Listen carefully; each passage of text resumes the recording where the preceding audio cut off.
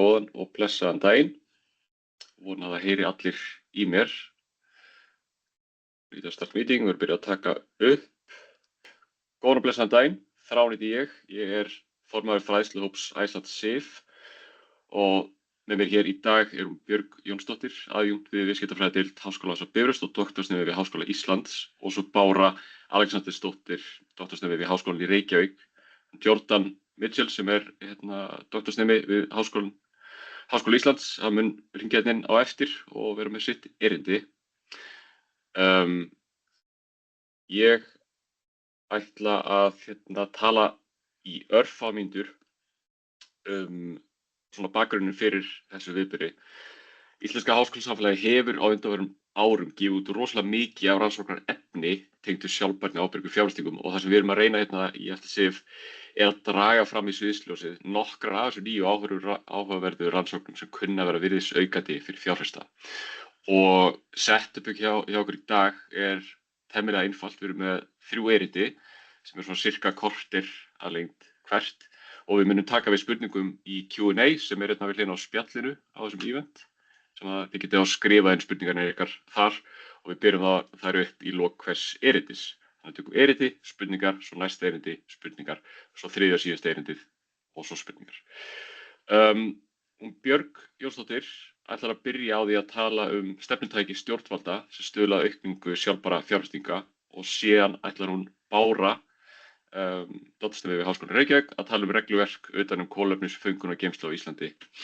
Áður en að Jordan Mitchell fjallar eitthvað sem heitir á ensku Information Asymmetries in the Green and Sustainable Bond Market, the Role of Second Party Opinion Providers og rannsóknir hans á því sviði. Ég mun segja á ensku þegar þar kemur til þess að hjálpa Jordan aðeins með sitt erindi. Og við erum að taka upp þennan viðburð og við munum deila upptökunni og glærunum eftir á.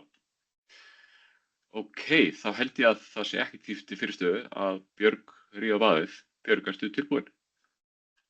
Já, ég ætla bara að deila hérna. Já, ég heyri í þér og við sjáum skjáinn og gjörðu svo vel. Flott, já. Takk hérlega fyrir. Já, ég heiti Björg Jónsdóttir og er að skoða ábyrgar fjárfestingar með áherslu á UFS-gögn og áreiðanleika þeirra, en líka hvaða hlutverki þessir ýmsu hagaðilar gegna við að stuðla að aukningu þessara fjárfestinga. Og þessi rannsókn sem ég er að kynna í dag er önnur rannsóknin mín, en sú fyrsta, önnur af 4 sem að ég þarf að skila í þessu doktorsnemaferli, en þessi fyrsta birtist 2022 og hún fjallaði áskoranir við að nota UFS-gögn við fjárfestingaákvörðunartöku í tengslum við ábyrgar fjárfestingar. En viðtölin sem ég tók í tengslum við þá rannsókn er eiginlega ástæða til þess að ég leiddist út í að skoða hlutverk stjórnvalda í að stuðla að aukningu ábyrgra fjárfestinga og þið séu takið kannski eftir því að ég er kynnt sem talandi stefnutæki og svo hef ég breytt hérna í hlutun stjórnvalda en ég kynni þetta aðeins nánar, en ég vildi bara aðeins koma inn á hér að ástæðan fyrir því að ég leiðist síðan út í að skoða hlutverk stjórnvalda er að í þessum viðtölum sem ég notaði til þess að afla gagna fyrir fyrstu rannsóknina, þá komu fram mjög mismunandi sjónarmið hvort stjórnvöld eigi að hlutast til með þessi mál og svo hversu langt þau að ganga. Og sama á við líka hvort að það eigi að vera skylda eða hvetja fyrirtæki og fjárfesta til þess að samþætta þá UFS í annaðhvort fjárfestingarstefnu eða þá stefnu fyrirtækjanna. En þess viðmælendur mínir í fyrir rannsókninni töluðu að stjórnvöld hafi tilhneigingu til þess að ganga aðeins lengra eins og þeir svona viti aðeins betur en markaðurinn, hvernig á að gera hlutina en markaðurinn veit nákvæmlega hvað hann þarf að gera. Og þeir töldu sérst að optimal leiðin væri að raunverulegir eigendur sáu hag sinn í að fara í þessa átt og að ef að stjórnvöld setja svona fjárhagslega hvata á borðið þá kæmi markaðurinn inn með fjármagnið sem þarf þá til þess að ná, þetta snýst náttúrulega að ná heimsmarkmiðum Sameinuðu þjóðanna og því var einnig haldið fram að það hefur sýnt sig að það er betra að setja hvata en refsiaðgerðir og svo áhugaverður punktur sem að ég síðan áhuga að skoða frekar, það að það sé ábyrgð ríkisstofnana og sveitarfélaga að ÖFS-gögn sé aðgengileg þannig að það sé hægt að nýta þau til þess að ýta þessum hlutum í rétta átt. Og það voru komin að þessari rannsókn en þetta er fræðilegt yfirlit þar sem ég skoðaði bara þær rannsóknir sem eru til í tengslum við þetta og ég hafði þessar rannsóknar spurningar að leiðarljósi hvaða stefnutæki evrópsk stjórnvöld nota til að stuðla aukningu ábyrgra fjárfestinga og svo vildi ég skoða hvort að fyrir rannsóknir skýra hvort það væri tengsl á milli þessara stefnutækja og aukningu ábyrgra fjárfestinga og þá helst í því samhengi hvort að þessi lögbundna skylda eða hvati hvort væri líklegra til þess að auka svona upptöku fjárfesta á ábyrgum fjárfestingum. En í þessu samhengi eru stefnutæki eða þessi opinberu stjórntæki að vísa þau til þeirra verkfæra og tóla sem stjórnvöld og opinberar stofnanir nota til að ná fram ákveðinni hegðun eða fyrirfram skilgreindum markmiðum eftir opinberu leiðum. Það eru margar sérstaklega innan stjórnsýslufræðanna margar skilgreiningar til þessu en í þessu samhengi fannst mér þessi lýsa þessu best en það eru mjög fáar rannsóknir sem skoða þessi stefnutæki sem stuðla að aukningu ábyrgra fjárfestinga en margar rannsóknir hafa hins vegar skoðað þetta í tengslum við samfélagslega ábyrgð fyrirtækja en hún náttúrulega valkvæð og við erum að sigla inn í að það fer að verða lagalega skylda að samþætta ÖFS-inn sérstaklega inn í fjárfestingaákvarðanir og þess vegna vildi ég heimfæra í rauninni þessa rannsókn upp á ábyrgar fjárfestingar frá samfélagslegri ábyrgð. En það eru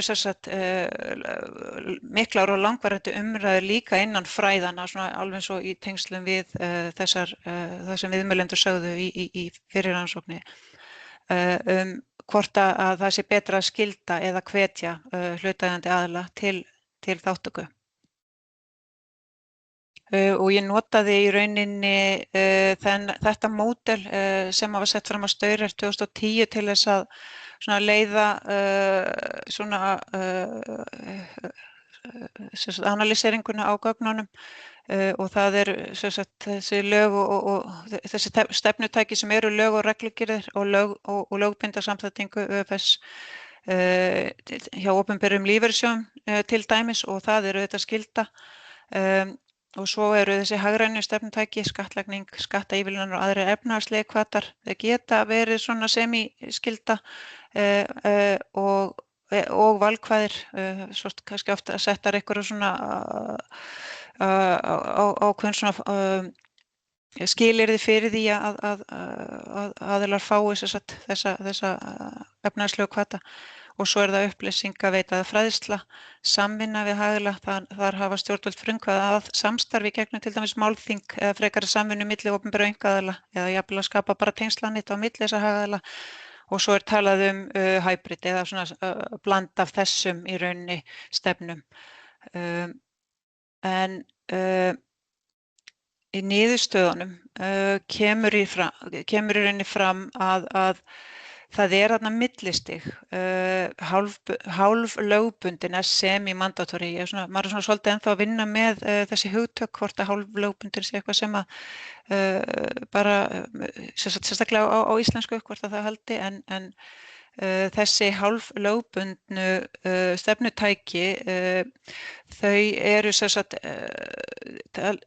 eins og svona UNPRI og til dæmis corporate governance codes, þar sem að fylgdu eða útskýrðureglan er notuð og þar þessum fyrirtækjum í rauninni kleift svolítið að hafa ákveðið flexibility en það samt þrýstingur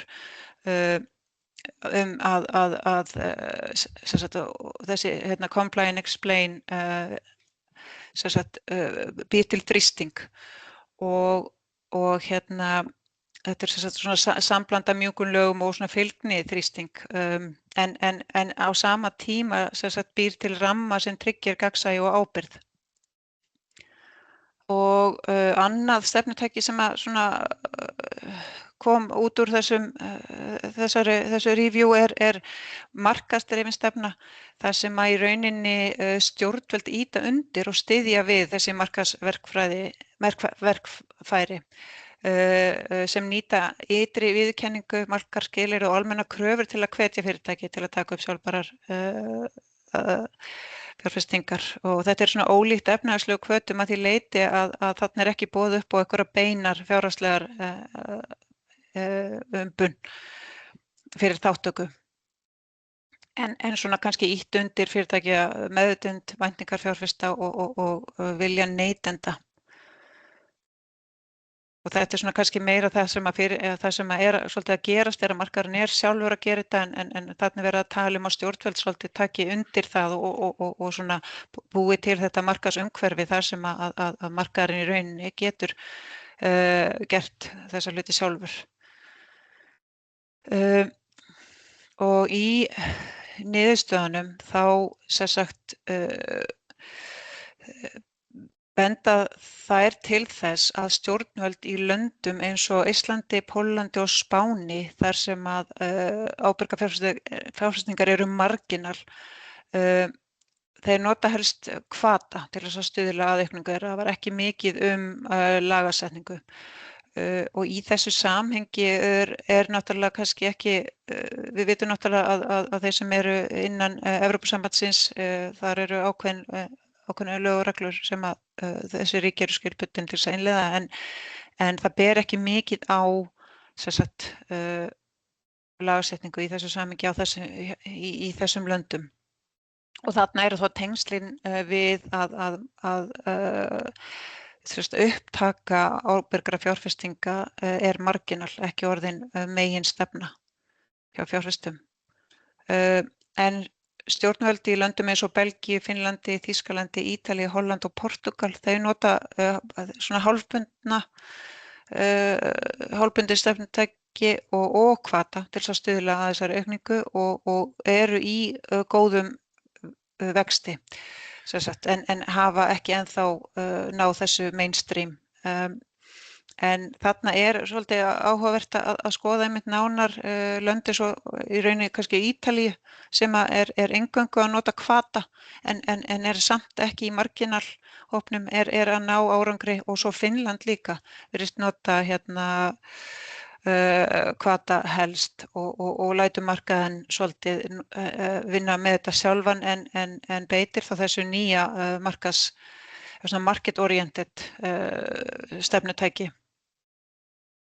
Og svo það þessi leiðandi lönd eins og Danmörk, Frakkland, Noregur, Svíþjóð og Bretland. Þarna er regluverki skýrt og í mörgum þeirra er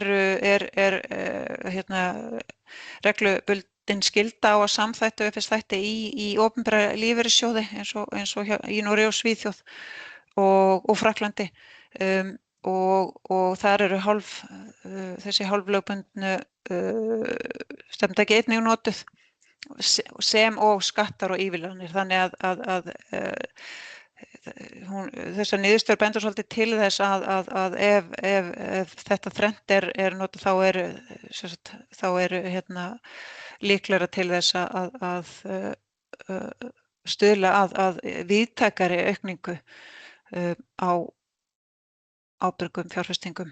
En þessi rannsókn er takmörkuð að ákveðnu leyti að það fengust eingöngu gögn frá 16 löndum af 31 landi sem var skoðað og ég safnaði gögnum rannsóknum sem voru birtar á Web of Science og á ensku. Og í rauninni er ég þarna með þessari rannsókn svolítið að leitast eftir því að skoða svona hvaða trend eru í gangi í tengslum við íhlutun stjórnvalda og til þess að stuðla að aukningu ábyrgra fjárfestinga en skoðaði að sama skapi í rauninni svona contentið, innihaldið sem í rauninni gaf mér þessa niðurstöðu. Og framlagið þessar rannsóknar sýnir að það er töluverð takmörkun takmarkaðar rannsóknir á þessu sviði. Það eru þarna 15 lönd sem hafa í rauninni ekki neinar birtar rannsóknir í rauninni hver staða þeirra er. Einhver þeirra voru í rauninni með kannski upplýsingar hvaða stefnutæki eru notuð en ekki hægt svo sem að lesa úr nein tengsl og bendir til þess að það er af nægu að taka á þessu sviði og rannsóknin leggur fram tillögur að því að taka upp rannsókn eins og raunin Staurer 2010 sem ég nota þarna svolítið sem grunn gerir þá í tengslum við samfélagslega ábyrgð fyrirtækja að þar safnar hann saman í rauninni þessum pólisíum, þessum svona current pólisíum og reglum frá stjórnvöldum og brýtur þær niður í þessa flokka og ég held að svona að þar sem sérstaklega þetta topic er á mikilli hreyfingu að það sé orðið tímabært kannski að framkvæma slíka rannsókn. En vísbendingar eru vissulega að það eru tengsl á milli hvort að skuldbundin, hálfskuldbundin stefnutæki séu notuð eða hvatar. Það bendir til þess að það eru þessi skuldbundnu stefnutæki sem að virðast leiða til svona helst til árangurs. Þannig að ég er í rauninni búin með mitt erindi, það má bara hendast í spurningar. Frábært. Ég fekk eina þarna á hliðarlínunni varðandi þessa marginal hvata sem þú nefna, til þess með spán og annað. Fyrst það er ekki mikið lagasetningu þess, hvað þá verið að nota? Ertu með einhver dæmi það eða geturðu kafað aðeins dýpra ofan í það? Já, í tengslum við eins og spán þá kemur fram að þeir ýta undir í rauninni, þú veist, bara eins og Iceland Sif að það er þarna þannig fyrirbæri þar og þeir eru svolítið meira að nota líka svona fræðslu og svona informational, þú veist, að setja fram leiðbeiningar. Það eru ekki fjárhagslegi hvatar, heldur bara svona þessir svona fræðsla, leiðbeiningar og þessi svona kannski meiri samvinnu og samstarf við hagaðila. Ok. Herri, takk fyrir kynninguna. Ég minni þá sem er að hlusta enn og aftur á að það er hægt að senda spurningar í Q&A sem við getum tekið. Ég mun renna yfir það núna yfir næstu erindi og taka svo í lokin líka spá slurk til að sjá hvort eitthvað er komin í viðbót. Þakka kærlega fyrir mjög góða kynningu, Björg, mjög áhugavert. Takk. Næsta svið er hún Bára. Bára, ert þú tilbúin? Já.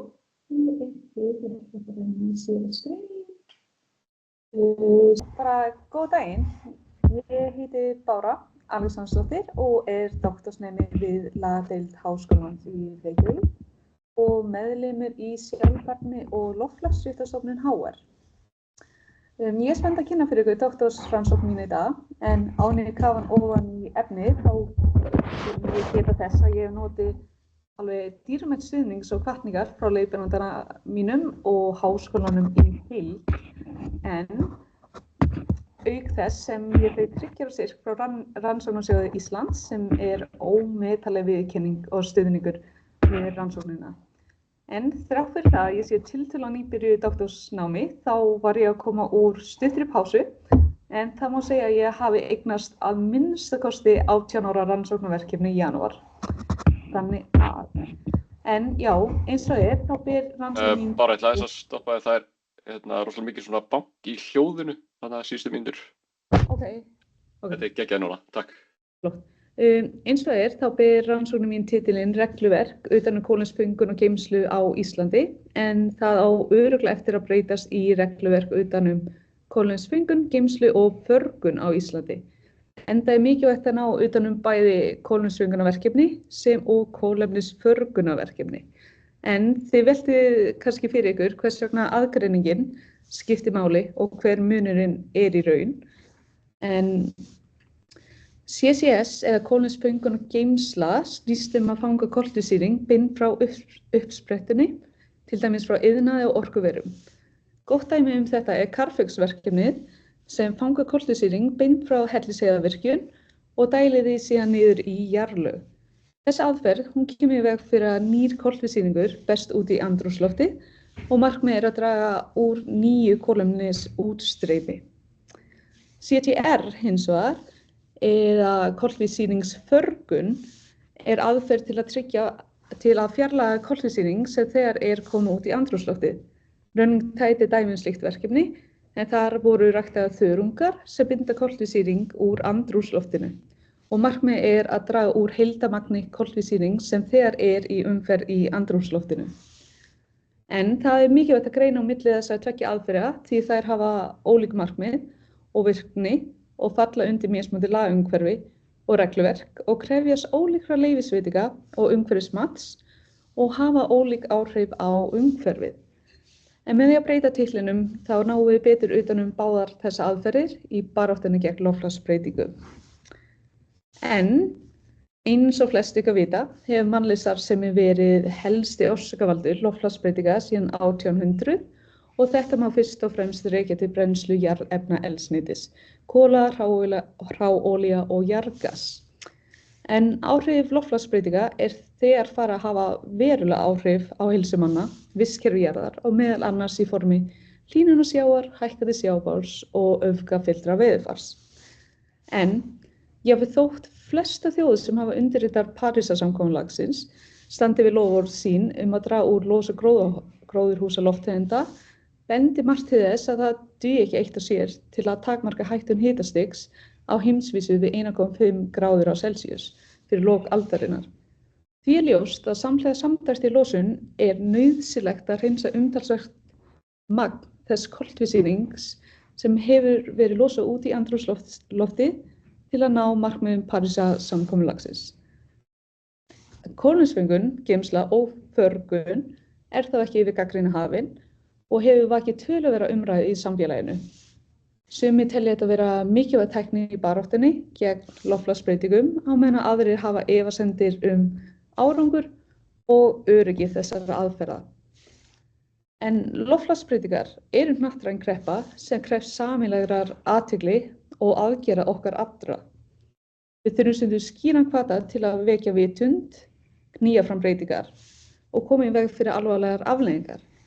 Og einmitt vegna þess að málefni umdeilt mikilvægt að rannsaka það vel, sérstaklega lagalega umgjörð og regluverk og mögulega eyða óþarfa hindrunum fyrir þróun á loftslagstækni. Með ítarlegri rannsókn getum við betur skilið bæði tækifærin og áskoranir fyrir Ísland og hvernig best að setja þessari tækni skýra lagaramma sem tryggir á sama tíma einmitt öryggi og árangur. En þar sem, eins og ég hef sagt, loftslagsbreytingar hnattrænt vandamál, löggjöf Íslands að miklu leyti fengið frá alþjóðavettvöngum og fáréttasvið þar sem samstarf á milli ríkja jafn mikilvægt og svið umhverfismála. Ísland því aðili að rammasamningi Sameinuðu þjóðanna loftslagsbreytingar, Parísarsamkomulagsins, svo fátt eitt sé nefnt. Ísland hefur skuldbundið sig til að ná kolefnishlutleysi eigi síðar en árið 2040 samkvæmt loftslagslögum og ásamt ESB aðildarríkjum og Noregi hefur Ísland einnig sett sér markmið 55% samdrátt í nettólosun fyrir árið 2030 miðað við árið 1990. Þetta metnaðarfyllra markmið en áður en upphaflega var stefnt að 40% samdrætti. Því hefur Ísland nú aðeins það bil 6 ár til að ná þessu markmiðum ásamt hinum löndunum og 16 ár til að ná kolefnishlutleysi. En í þessu samhengi mun rannsóknin greina ábyrgð ríkja í tengslum við skyldur til að draga úr áhrifum loftslagsbreytinga, meðal annars með kolefnisföngunar, geymslu og förgunarverkefnum og ráðgefandi álit Alþjóðadómstólsins skyldur ríkja varðandi loftslagsbreytingar mun skipta miklu máli fyrir þessa greiningu. Þessi búið sér við að það skýrir skyldur ríkja til að vernda mannréttindi gegn neikvæðum áhrifum loftslagsbreytinga og afleiðingar þess að brjóta slíkar skyldur. Ísland hefur mikil tækifæri til að vera drifkraftur í kolefnisföngun, geymslu og förgun á alþjóðlegum vettvangi og skapa þannig einstakt fordæmi í baráttunni gegn loftslagsbreytingum. Ísland með landfræðilega kosti sína mögulega kjörinn staður fyrir slík verkefni og Ísland hýsir nú þegar heimsleiðandi verkefni Carfix á þessu sviði og hefur nú þegar fordæmi sjávartæknilausnir Running Tide og verkefni sem byggjast á lokaðri hringrás koltvísýrings við jarðvarmavinnslu, koldís og fleira væntanlegt. Það margt sem einkenir hvert verkefni út af fyrir sig og ekki eiga öll verkefni endilega undir sama farfi innan stjórnsýslunnar og jafnvel oft það óskýrt. En eins og það má sjá í máli Running Tides þar sem utanríkisráðuneytið veitti leyfi til vísindalegra rannsókna með þeim fyrirvara að umsækjandi skal sækja öll önnur nauðsynleg leyfi vegna framkvæmdar rannsóknarinnar eða eftir atvikum fá staðfest hjá viðkomandi leyfisveitendum að leyfisskylda sé ekki til staðar, svo sem samkvæmt lögum varnir gegn mengun hafs og stranda vegna mögulegs varps í hafi, vegna innflutnings framandi lífvera og ákvæðum annarra laga varðandi fljótandi mannvirki. Auk þess, í umsögn umhverfis-, orku- og loftslagsráðuneytisins rannsóknarleyfi hjá Running Tide kemur fram að ráðuneytið telur að stórfelldar aðgerðir lífrænni kolefnisförgun á hafi séu ekki tímabærar og að það þurfi að skoða vel alþjóðlegar samþykktir, lagaleg álitamál og vísindalega þekkingu áður en lagt af stað í slíka vegferð. En þessi afstaða einmitt ástæða þess að ég tel þetta vera mikilvægt rannsóknarefni. Með því getum við skapa skýrari farveg fyrir ný verkefni þar sem ferlið betur skilgreint. Þetta tryggir að verkefni sem krefjast eftirlits og jafnvel umhverfisábyrgðar verður gripin og við vitum betur hvernig skuli bregðast við þeim. Mál Running Tide þó mun yfirgripsmeira en engu síður hefur skapast íslenskt fordæmi í kolefnisförgun á hafi.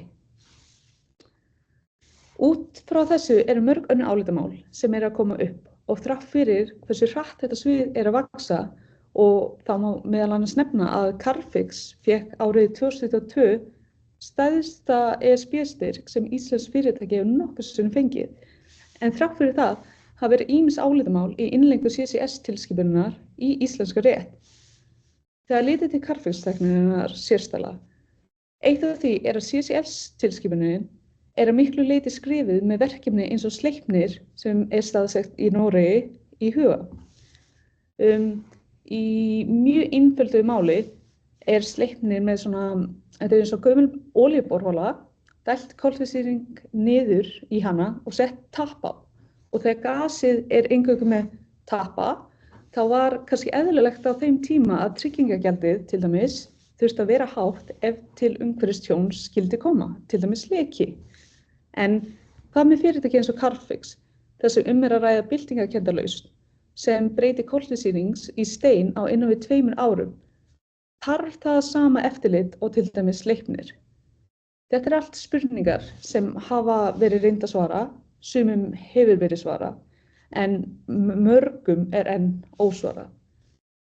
En þá kemur á rannsóknarspurningunum mínum, eða já. Þegar kemur á kolefnisföngun, geymslu og förgun mikilvægt að skoða hvernig hægt að móta skýra ramma fyrir ákvarðanir leyfisveitingar. Lykilatriði að skilgreina hvenær umhverfismat nauðsynlegt, hvaða stjórnvald fer með málaflokkinn og hvaða lög, reglugerðir og önnur viðmið eiga við. Þetta því rannsóknarspurningarnar mínar eins og og ég leyfi mér að hafa þær hérna á ensku, hérna á síðunni. En já, rannsóknin hún mun ræða nýjar aðferðir við kolefnisföngun, geymslu og förgun til að draga úr skaðlegum afleiðingum loftslagsbreytinga og útskýra hvernig löggjöfin getur haldið í við þá þróun. Hún kannar bil milli laga og nýrra atvinnugreina og útskýra hvernig núgildandi lög eiga við næstu kynslóð loftslagsbreytingaverkefna.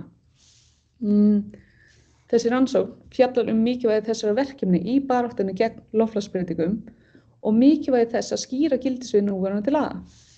Að lokum ég að vonast til þess að geta lagt fram lagaumbætur í þeim tilgangi að skýra íslensk lög sem gilda leyfisferli fyrir kolefnisföngunar, geymslu og förgunar verkefna og kannski með því að útrýma óþarfa hindrunum.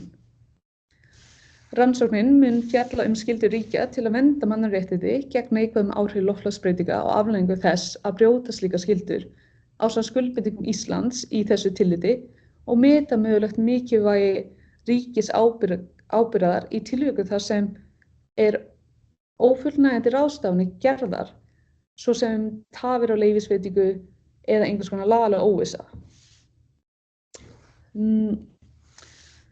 Og já, meginmarkmið þessa rannsóknarverkefnis að kanna innlend og alþjóðleg lög sem tengjast kolefnisföngunar, geymslu og förgunarverkefni með áherslu samt á núverandi lagaumhverfi á Íslandi og ég að vonast til með þessa rannsókn að það verður hægt að teikna upp heildstæða mynd af lagalegum ramma þessa verkefna á Íslandi til að starfa í og þannig mögulega stuðla að skilvirkari ákvarðanatöku stjórnsýslunnar.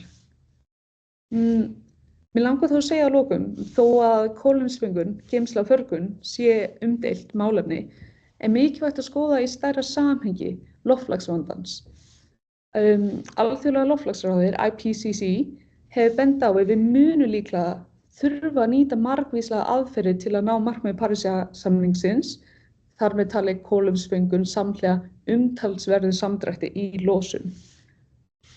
Og markmiðið ekki að kolefnisföngun komi í stað losunarsamdráttar, heldur að þróa öruggar og skilvirkar aðferðir sem geta verið hluti af heildstæðri lausn.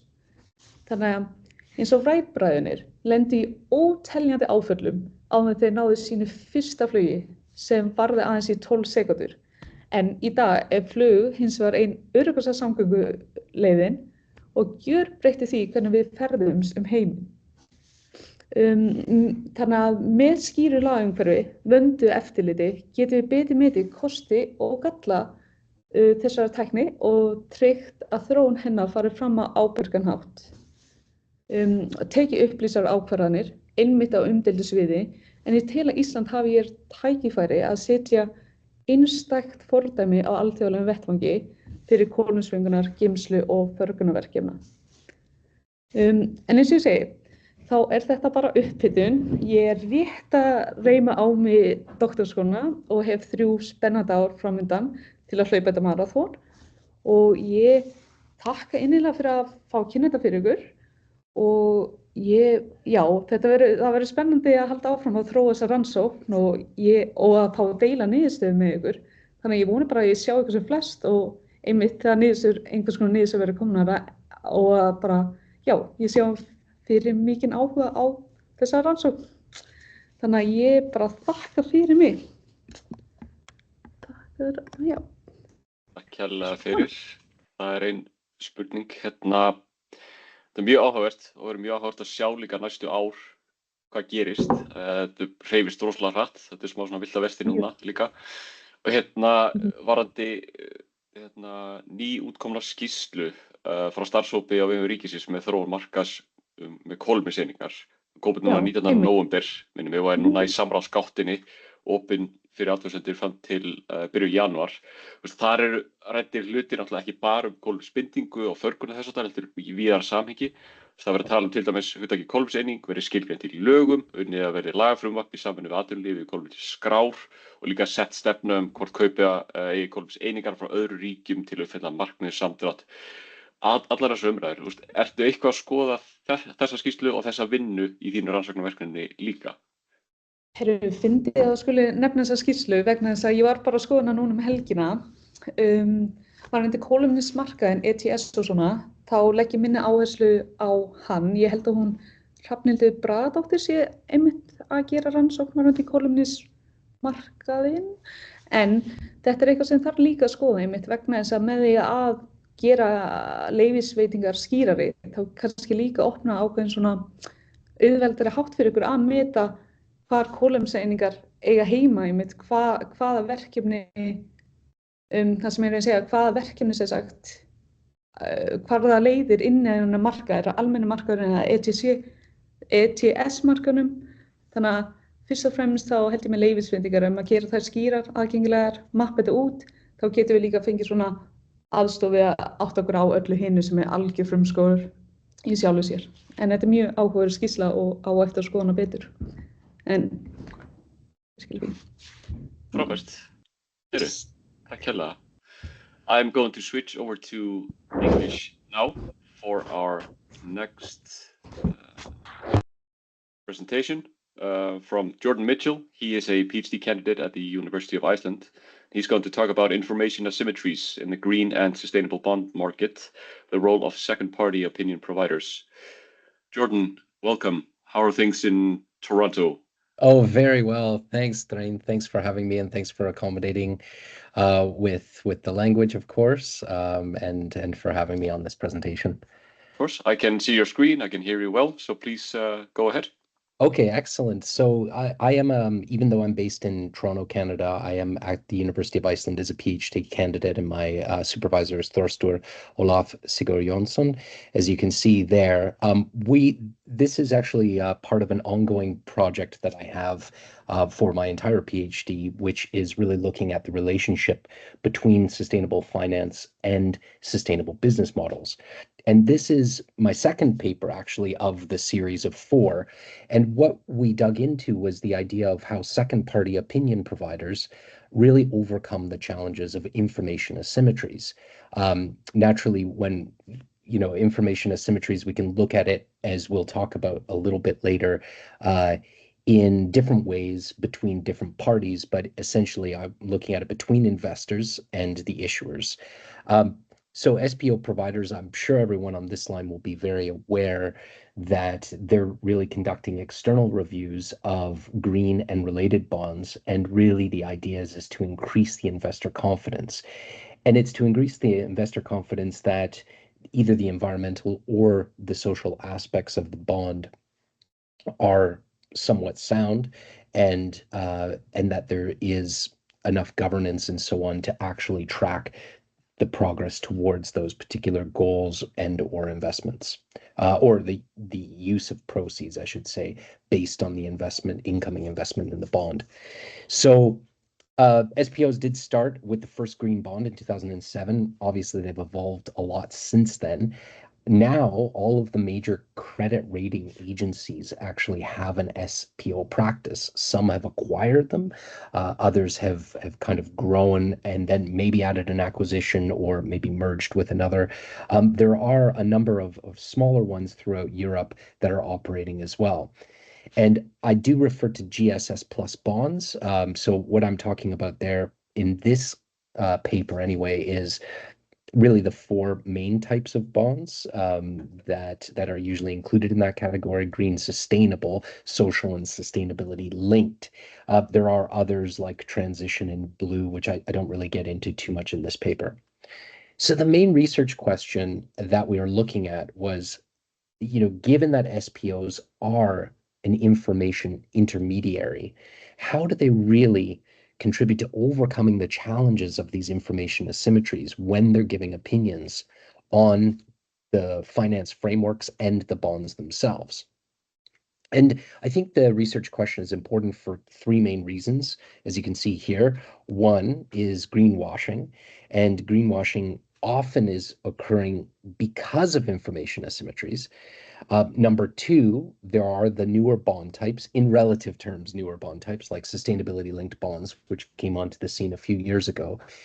And sustainability-linked bonds, they're more open to interpretation because they work, on an overall key performance indicator versus a use of proceeds, right? And that sometimes has been seen to increase the information asymmetry between the issuers and the investors. And then finally, new regulations in Europe that govern SPOs, and they're coming into force. They're really actually squarely aimed at trying to increase the transparency and reduce information asymmetries. This new regulation actually is taking place within this month, if I'm not mistaken. Whereas I had done a lot of the research prior to obviously this month, right?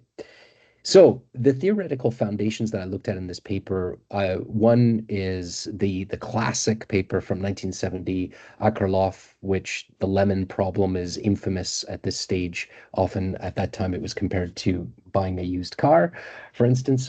So when a lower quality product masquerades as a higher quality product, but what happens is there's adverse selection, obviously, and a loss of efficiency in the market.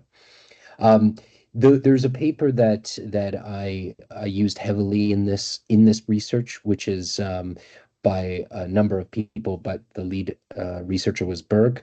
And what he did was he kind of had 5 conceptualizations, or maybe categories, definitions, if you will.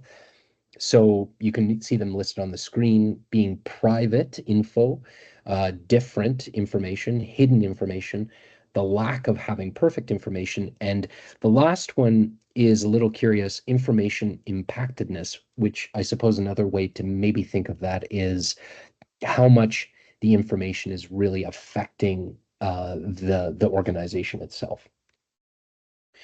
So the other big theoretical foundation in this paper is the idea of information intermediaries themselves. And so this goes back to the 60s. A guy called Stigler said, this is really just firms which specialize in collecting and selling information. Naturally, this has evolved a lot as we see that more and more data creeping into all parts of life, of course. But information intermediaries in 2001 anyway, again, another kind of curious definition: if engaging in private information production to uncover managers' superior information. So again, really trying to get rid of the information asymmetry, or not get rid of them, but at least reduce them. And then the thing with looking at this particular market is we kind of have 3 levels, if you will, or 3 buckets of considering where information intermediaries exist. Naturally, many of you will be familiar with the first one, financial markets in general, and there's many types of information intermediaries within that market operating. The one that that stuck in my mind the most was the researcher Rhee, who said, he likens credit rating agencies and so on to almost sorting bonds like a library, right? The second one being sustainability and ESG. So this is, there's lots of concepts here, but obviously the level of bias based on who pays, and then obviously how the evolution of ESG ratings have come along. And beyond that list of papers that I'm citing, there's a very long list, as I'm sure you can appreciate. But then there's also the information intermediary specifically within the GSS plus bond market. And there's a few people that have looked at that probably not a big surprise that the big call outs are for a need for regulation and greater standardization. So the methodology that that we actually used on this particular paper was a qualitative research design. We did 10 interviews. We did go out to all of the SPO providers that we could find anyway in Europe. Some are very small, but others are quite large, part of major international rating agencies. And we did get 6 of those represented. So we went out to around 10 providers. 4 couldn't participate, but we got good coverage. We also leveraged a number of available public reports. Of course, the actual SPOs themselves on the bonds, a number of articles and other public sources. The other big methodology that we used was once we got a lot of this information, we can put it into categories of that you can see here, the SPO challenges, how they overcame challenges. We looked at the issuer's business model, specifically processes, and why issuers want SPOs, and then future research. The big, in my whole project, my whole PhD project, I'm using the definition that Jesus Massanel and Ricard put forward over 10 years ago, which was a business model is the concept of choices and consequences. And under choices, you have either a policy, an asset, or a governance, and consequences can either be flexible or quite rigid. This definition, I think, works well for what I'm doing because it's broad enough that a number of different choices can go to be slotted into one of the 3 of those categories. So the findings really are that might be no surprise to anyone that there's multiple layers of information asymmetries. So, you know, there's obviously between, like, naturally we were looking at all the way, if you look at the little chart below, between the issuer and the investor, but the SPO as that intermediary is supposed to reduce those. But naturally there's information asymmetries between both of them.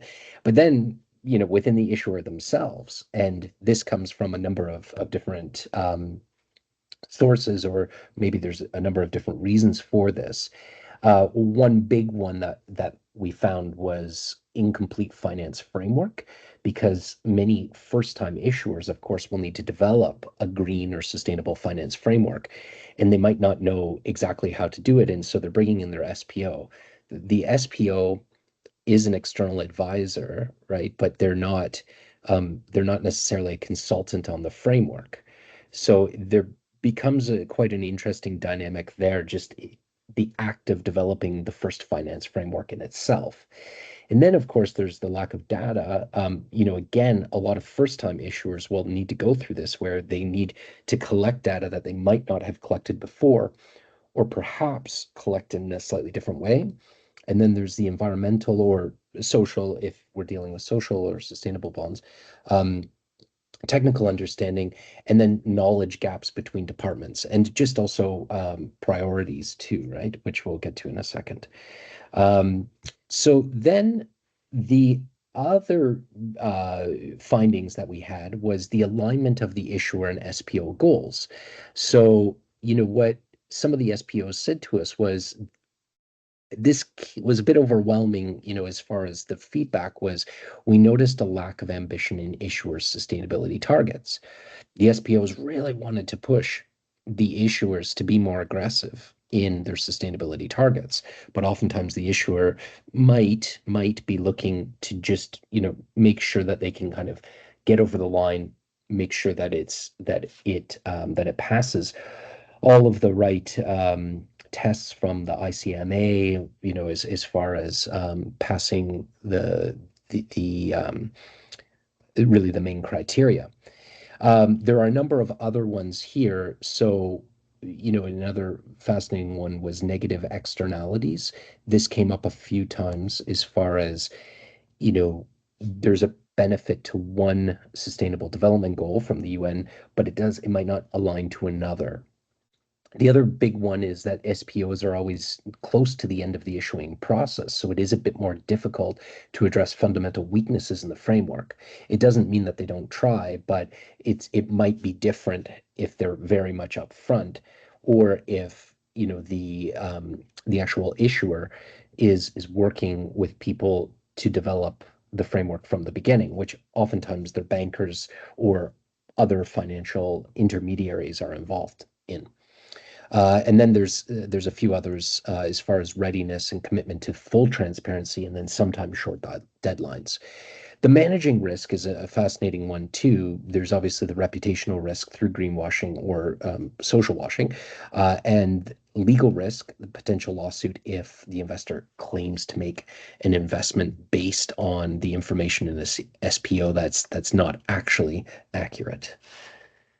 And then the last big bucket was dealing with standards and regulations. So probably not a shock to any of you on this one, but the lack of standards kept on coming up time and time again. Historically, there hasn't been a regulatory oversight. That is changing, as I was saying at the beginning. And then the complexity and applicability of the EU taxonomy, differences by industry, differences by geography came up.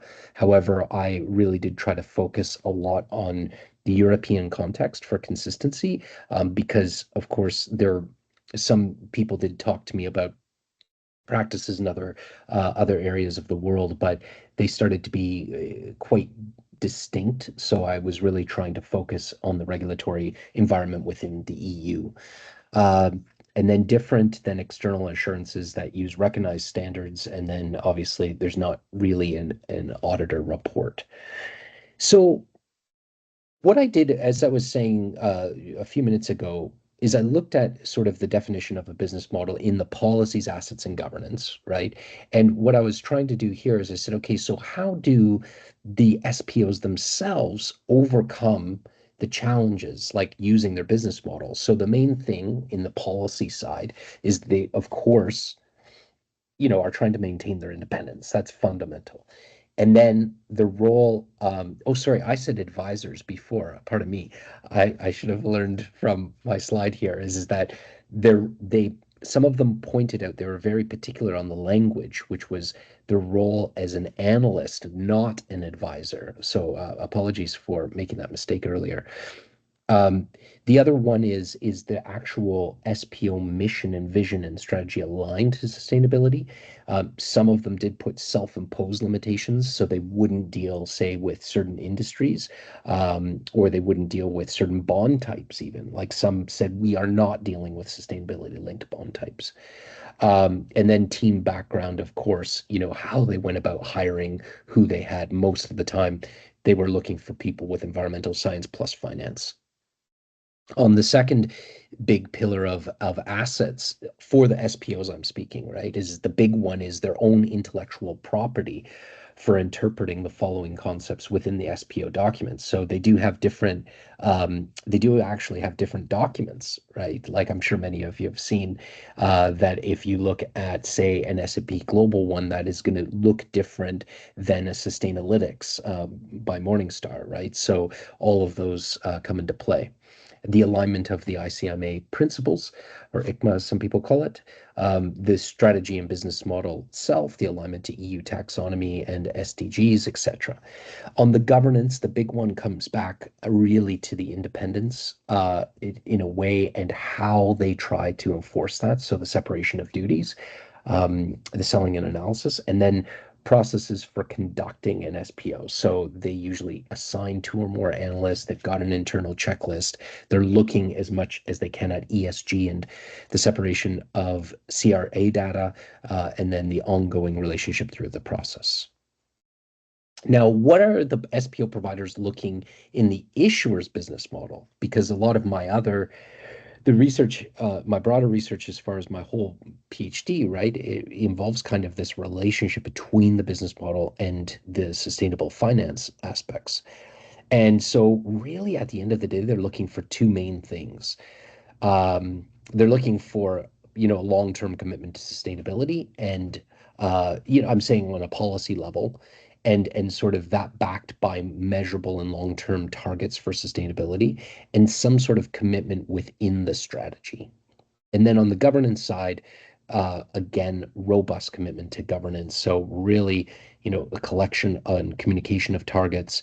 They want that senior management and board commitment, and then obviously a way to deal with any controversies that come up.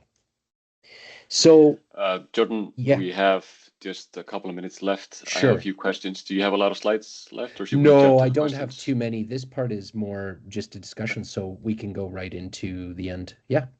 Yeah. One question was about the role of regulation in all of this. I'll try to highlight myself here so we can see, people can see both me and you. So, Okay. there's a question on the role of regulation here. There's been a lot of discussions on the EU Green Bond Standard and how that will play into this. And a lot of people have been kind of waiting for it to kick into force and solve some of these issues. Yeah. Is it actually going to do that? What's your opinion of it? Is that just going to cause even more issues? Where are we going to be in a few years there? Oh, that's a great question.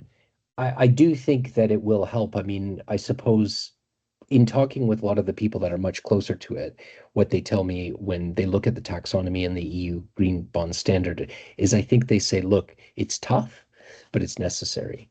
And I think that there's sort of, that old adage of sometimes you have to go through a lot of complexity to get to the simple answer. Right?